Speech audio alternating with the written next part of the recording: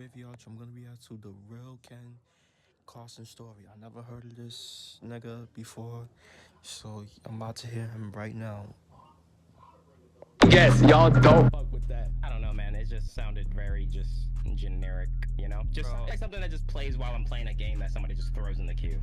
I know your chat is gonna hate me, Bob, but bro, I do not understand the hype over Ken Carson. Like, I tried to listen to that album and I just couldn't. Like, he's not even seen it.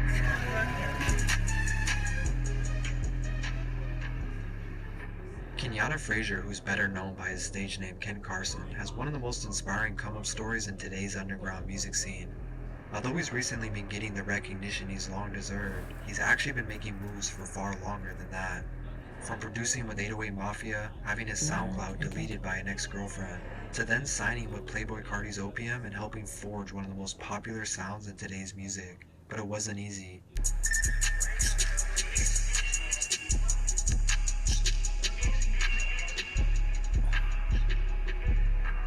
Kenyatta was born April 11, 2000 in Atlanta, Georgia. Like most of us, growing up, his interests at the time consisted of watching WWE, different animes, and the Boondocks. But he also enjoyed reading mangas and comic books, most notably the X-Men comics that would actually become a big part of his branding a decade later in his music career. When he wasn't enjoying these forms of entertainment, he was always surrounded by hip-hop music. Lil Wayne and Soulja Boy would be the artists that helped him find his love for the genre, and his mom also put him on to Future back when he was still dropping mixtapes like Dirty Sprite. Although finding his passion for music at an early age was a blessing, none of this would help when it came to attending school. As early as 10 years old, he was already getting into frequent fights. But unlike most people, instead of fighting other students, he was fighting his teachers. I slapped my teacher. Damn, bro, my son wildin', bro. You fighting teachers as well? Damn. When I was 10.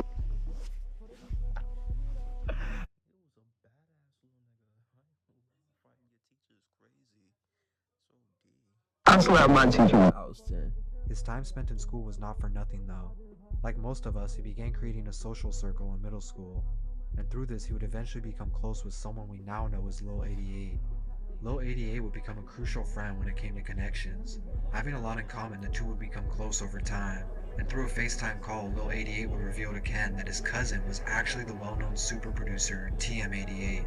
At this point, Ken had already started experimenting with a few songs, so that same day he would meet up with Lil 88 and TM88 in the studio. It was here that he would be introduced to Southside and some of the other members of 808 Mafia. This was obviously a huge stepping stone for someone this young to be able to network with producers and artists of this caliber. Hanging around more often, he would eventually be lucky enough to sit in on studio sessions with people like Young Thug, Travis Scott, and even Playboi Carti. While this is happening, he was still trying to balance a proper school life, but it wasn't going so well.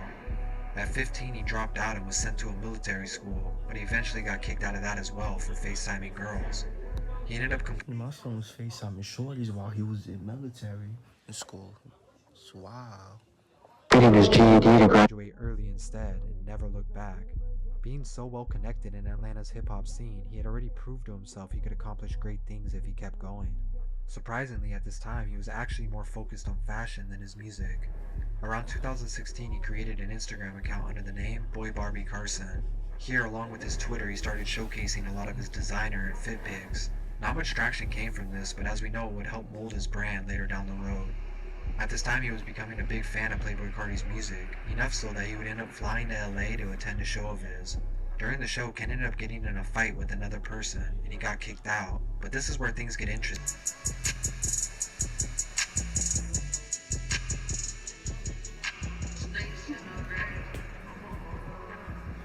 Because Ken had already met Playboi Carti in a studio session the year before, he was personally given a wristband and welcomed back to the show.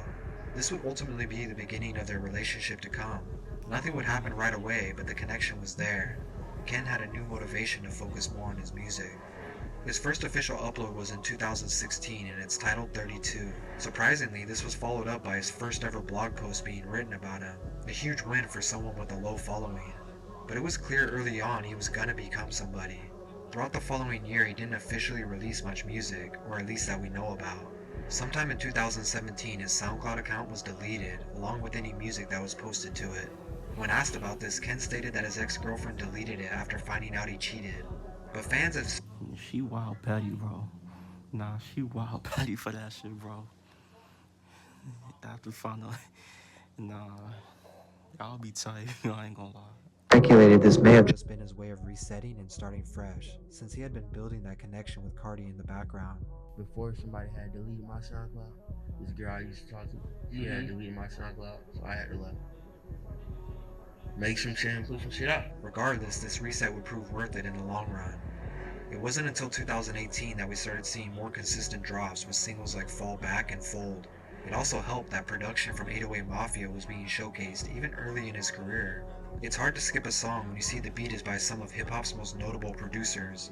Needless to say, Fold was a successful single and gained some internet publicity and a few interviews. By now he still hadn't released any kind of full-length project though, which might have been why he wasn't getting recognized. In February of 2019, he tweeted this message stating his first tape, Boy Barbie, would be dropping next month, but it never came. In fact, despite posting the tracklist and all, it wouldn't come for an entire year. But once again, there's probably a good explanation for this, and it all leads back to Playboi Carti. As we mentioned before, the two had been building a relationship behind the scenes for quite a while. Around the same time, Carti had been mentioning he planned on starting his own label called Opium. And although nothing was official yet, it's now safe to say they were probably having conversations about it, as it was later revealed and he was in fact the first artist to sign under the label. During this long stretch of time, you could tell he took a different approach to his music and social medias. His newly formed SoundCloud was made, and along with it, a new persona. This would all lead up to his most important year overall, 2020.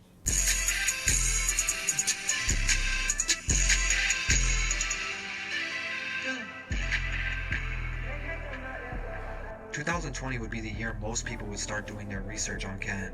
Photos of him with Carti and other big-named artists was building a lot of buzz around his name.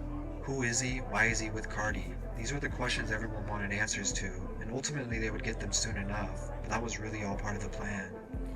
On April 16, 2020, his Boy Barbie project was finally released, and it would be his first full-length tape.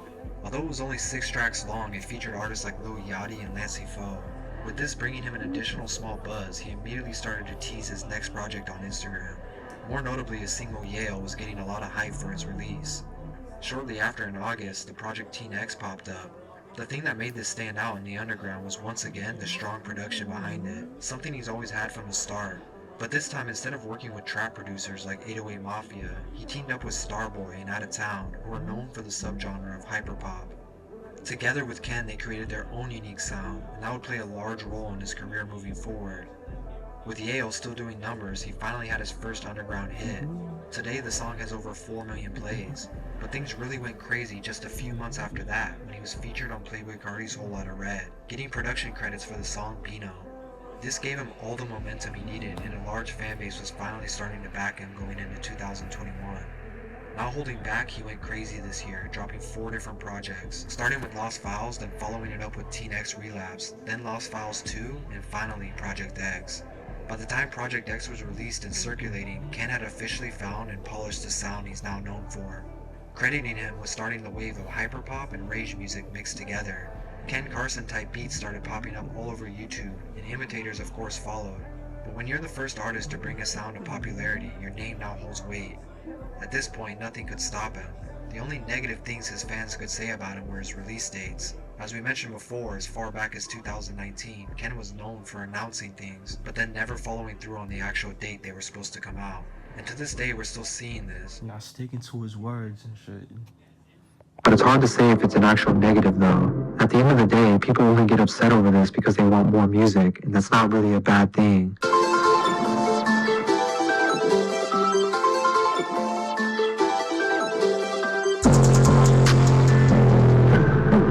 2022 only featured 2 projects, which were Lost Files 3 and X. But by now, he had already solidified himself enough to take a step back and have larger gaps between releases. Both projects dominated the underground. Next would be his first tape to actually chart on the Billboard 200, showing the massive growth in a short period of time. And that's not to mention the countless features he had with other artists. Now, with his latest release of Lost Files 4 in January, it's safe to say he's leading the underground. Ken stays consistent with the amount of music he drops, even referring to his Lost Files tapes as throwaway songs just to give the fans new music. But it's clear he's calculated in everything he does, because even these throwaway tapes are well put together and have an entire army of imitators trying to do the same. But the truth is, it took 8 years behind the scenes, making connections and trying new sounds to get where he's at today. We can expect that King Carson's going to be a name we're going to continue hearing about when it comes to this new generation of music. But this is what he would want you to hear. Tell you you can't do something, try anything, everything you want to do, because life is short and long. Do everything you want to fucking do, not that shit out, bro. See, if you like it, if you do, keep doing it. If it's something beneficial, you keep doing it, bro. It'll finally pay off one day, I promise.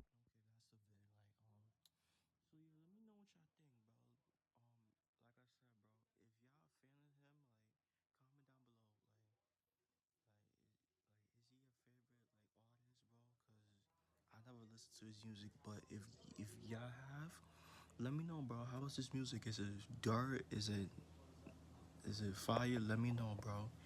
Alright, make sure y'all like, comment, subscribe. Y'all know the vibes. Whoever just checking out, you are.